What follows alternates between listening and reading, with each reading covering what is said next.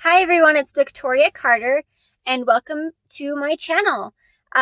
We're starting on episode 3 of the character crash course, and we're going to be talking about Treasure Planet, which is an amazing movie. You all should watch it.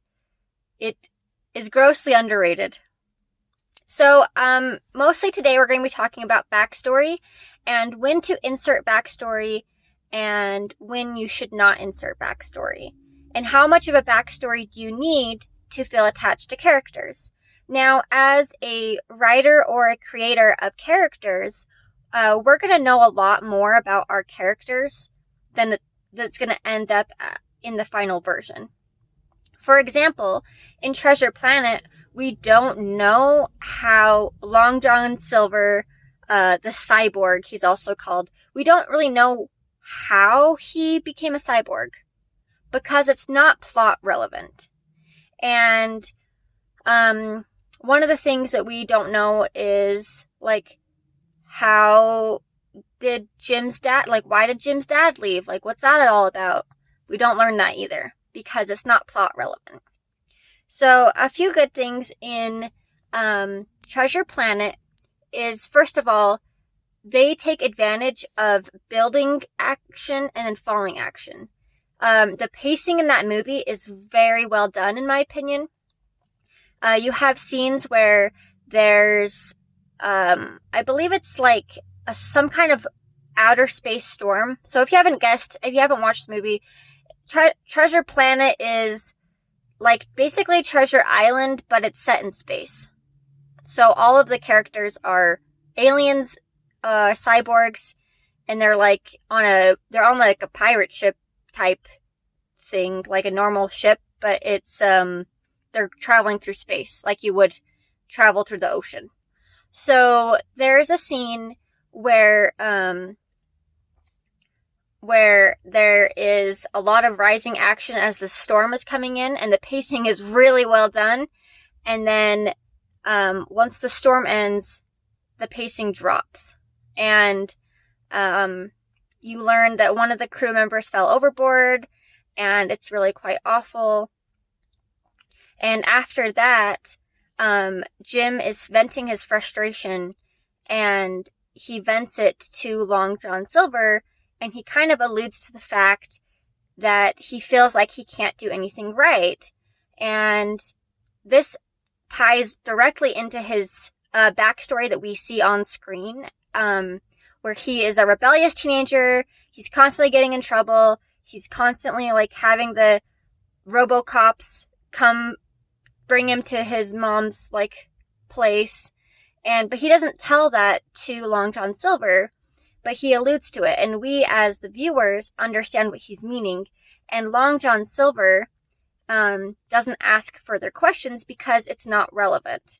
Now, if you think about if you meet someone per se, on the bus, or maybe at a restaurant or something, maybe at an event or a play, you don't sit there usually and ask them their whole life story. And if they tell you something, then you just go off of the small pieces of information that are relevant. Oh, where are you from? I'm from here.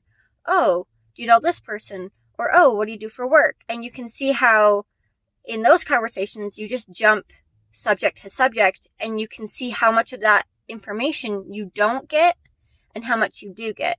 And this is exactly the same thing for explaining backstory. Now, another character in Treasure Planet is Ben. And I really like Ben. He's really funny. He's a little robot guy. When they get to Treasure Planet and they're looking for the treasure, Ben is this crazy robot who's literally lost a piece of his mind. And it's like a computer chip.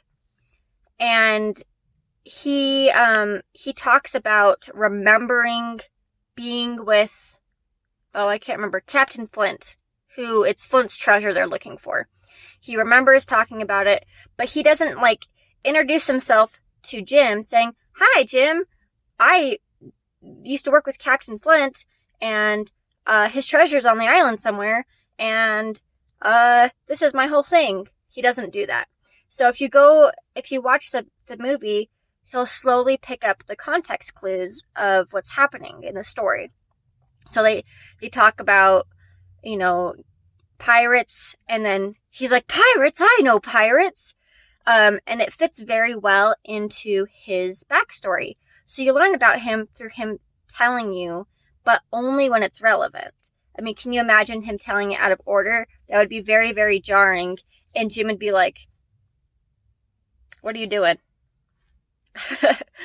The other thing I think is really interesting in explaining backstory is when Long John Silver is like adjusting his, I don't know what he's doing. He's like adjusting his like leg robot piece, and he's trying to explain to Jim, like, there are some treasures in the world that aren't really worth like losing a leg over, basically. He doesn't say it like that, but he says it similar to that. And he's trying to tell him a lesson, like, I went for a treasure that ended up not being worth the cost I paid for it. And he kind of alludes to the fact that that's how he became a cyborg. And Jim even asks him, he's like, oh, how did that even happen? But he doesn't ask the cyborg guy right away.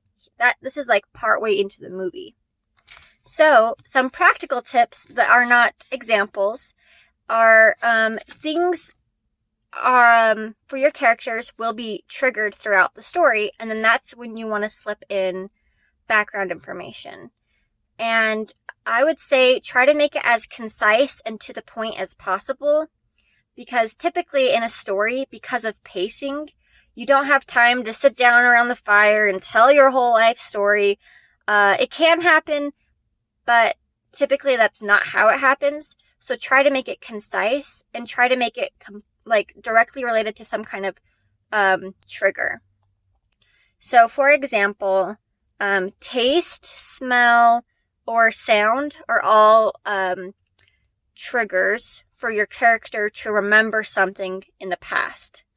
And it's harder when you are watching a movie because you, as a viewer, can't experience those things. But when you're writing your story, you can write like, oh, like, this strawberry pie reminds me of my mom. And then they're like, oh, your mom made pie? And then the girl can be like, yeah, and she was terrible at it. You know what I mean? Or, and then you learn something about the mom, like, she cooked a lot, but she wasn't good at it. And then the girl, like, is a better cook than her mom, and that's something she aspires to be. And you learn all of that through that small exchange.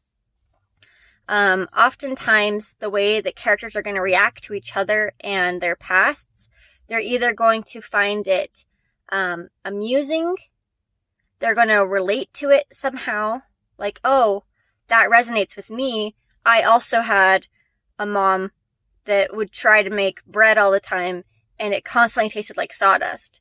Or they're going to come at it with a place of sympathy or a healthier mindset. So for example, if your character has been through something very tragic, maybe they've lost a parent, that's a very common trope. They might say, yeah, like for example in Treasure Island, yeah, he might say, he didn't say this in the movie, but he might say, my dad left when I was young, and, he didn't care about me. And that's what Jim believes. And then Long John Silver might say, he didn't say this in the movie, but he might say, that's, your dad's leaving is his choice, it's not yours. Like, you shouldn't feel bad about it.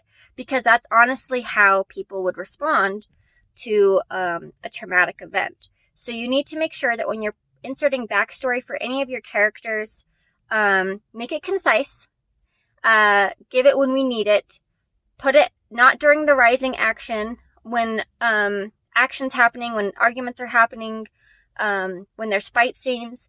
Put it afterwards when things are slowing down. Those are the best parts for character development. The third thing is make sure that it's triggered by something, and that thing it's triggered by makes sense in the scene. And lastly, let's see if I can get it. Try to avoid info dumping. And you will have to look at beta readers for this, but write your story all the way through, like I've said before, then go to a beta reader and ask the beta reader if it seems like this fits really well, or if it could be said differently. So that's all I have for backstory. Watch Treasure Planet. It's an amazing movie. And remember, every victory is a victory. Bye, guys.